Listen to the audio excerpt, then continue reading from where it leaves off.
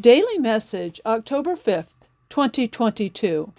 Covenant Relationship with God, Part 5.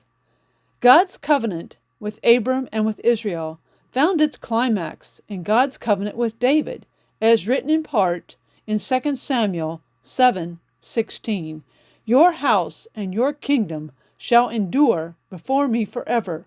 Your throne shall be established forever. That is to say, God would establish the house of David to rule his people forever, and so he did. For Jesus was a descendant of David by way of Mary, who was a descendant of his son Nathan.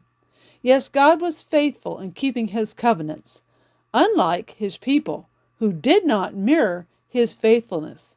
For example, David's son King Solomon, whom God gave wisdom and very great discernment and breadth of mind, blazed the trail of covenant breaking and worshiping other gods, thereby setting a bad example that Israel consistently followed through their history.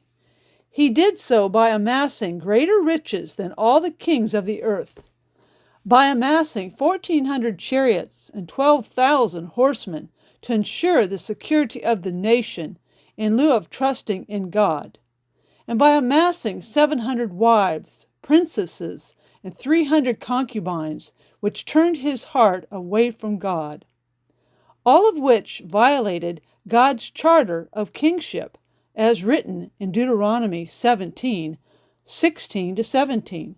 His example and the impact on the nation being comparable to the worldly example of many of our leaders today, who profess to be people of the new covenant, written in Jesus' blood. Yet their backbiting actions and fruits are more like the covenant-breaking, worldly example of King Solomon, which angered God, because his heart was turned away from the Lord. So the Lord said to Solomon, I will surely tear the kingdom from you. May we learn from the consequences of the foolishness of Solomon, and give the Lord no need to be angry with us, due to our hearts being turned away from him. With love to all, Pastor Cheryl.